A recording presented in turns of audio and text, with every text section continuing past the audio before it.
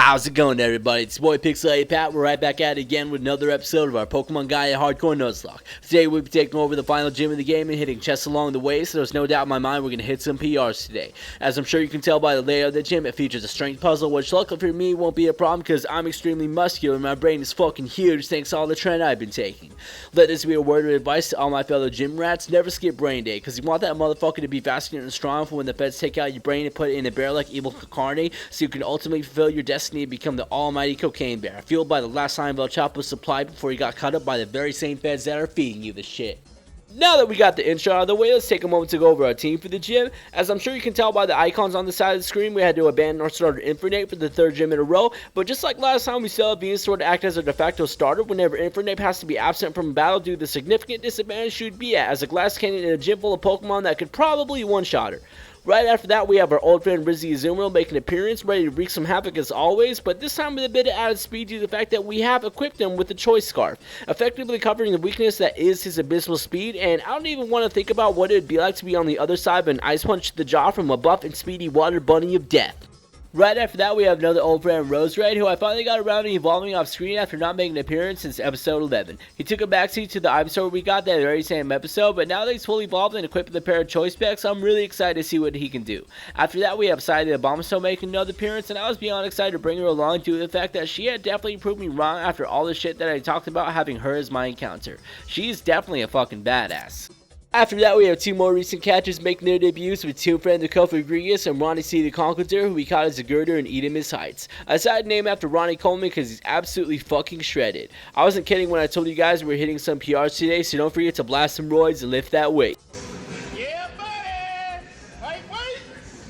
Yeah! Now, for obvious reasons, that's a joke because I never recommend anyone take roids due to how badly they can really fuck your body up. Do some research, but then again, what do I know? My favorite workout is dragging my ass across the gym floor like a dog because it's the only way I could think of to train the endurance of my glutes for when my imaginary goth girlfriend decides she wants to peg me for 8 hours. If I want to survive that so the homies don't roll up on my dead body the same way Trunks pulled up on a dead Gohan in the future timeline, then I need my glutes to be as strong as possible so I don't suffer the same fate he did when she decides she wants to cosplay as Android 18 and break both my arms because I wanted to cosplay as Vegeta. Damn, babe. Why do I yell things? Hey, so who's got 2 broken arms and is a total bitch? You stupid bitch. You only broke one of my arms. This guy. So now back to the game. I want to take a moment to give credit where it's due because that last puzzle was actually pretty genius. The fact that the person who created this maze was able to make it to where it was that difficult to figure out while also making it where it's possible to soft lock yourself is a stroke of genius. That's how you know the ROM hack developers respect their fans a lot more than Nintendo and Pokemon do, because there's no way a mainline Pokemon game would ever feature a strength puzzle as difficult as the ones in this gym. And in case you're wondering, yes, that shot was 100% intended, because at this point I really don't care whether or not the takedown of fan games was being done with malice. That still doesn't change the fact that they took away an entire community that many people called home and no doubt created a lifetime's worth of memories and friendships on.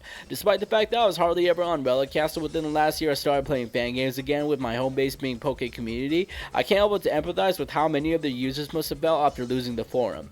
Anyone who used the internet in the mid-2000s will tell you of the legendary nostalgia that only forums can offer, and that was definitely a huge blow for the community. However, I definitely don't see anyone in the community backing down. While it's not like I'm going to avoid creating videos in the future that don't involve my Nuzlocks, I still have zero intentions of stopping or slowing down taking on these fan games. I still have way too much room to grow as a Pokemon trainer and content creator, so you can bet I'll be writing these out until I can't anymore. After all, I didn't start creating videos on YouTube just to run back to Instagram whenever things started getting tough. We're going to take this one all the way. You hear that, TPCI? I ain't scared. That being said, shout out to the developers for trolling us with a very easy bullet for the last one. Now let's take on the final gym leader of Pokemon Gaia. You know what that means? Cue the OST, baby. So starting off the battle leads with Hibaudon, who immediately gets a Sandstorm up with Sandstream, but gets taken out just as quickly by a Choice Specs boosted Giga Drain. After that, he must have realized that I didn't come to fuck around because he sends in his Ace right away and Mega Evolves. Luckily, we were able to get the safe switch into Riz with a Dragon Rush not affecting Fairy types, which sets up the stage to take this thing down. Hopefully. So right away he hits us with an Earthquake, which showed me I should have tried Quick Claw or Choice Band instead of Choice Guard because we're unfortunately unable to OHKO it. And sadly, since I was panicking, I decided to go for the safe switch instead of just attacking it again on the healing turn to make it easier for my next Pokemon to knock it out, and I decided to gamble everything on Mega Bombastone and Ice Shard, which sadly is unable to take it out, and on top of that, a major oversight causes this to happen.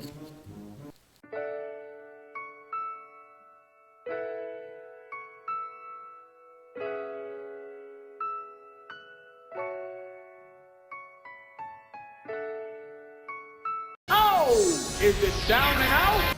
So unfortunately, we do have to RIP one of our strongest Pokemon, F's in the chat for Baby Girl Psy. Anyways, right away I realized Tomb Friend was our best option due to the fear that Fire Fang put in me and his huge defense, and while he does get hit with a crunch right away, we're able to take down his ace with a quick Hex, meaning it should be smooth sailing from here, or at least I can hope, but we are facing the 8th gym leader. Afterwards, I make the decision to let Venusaur be the one to take down the rest of his team in honor of Baby Psy.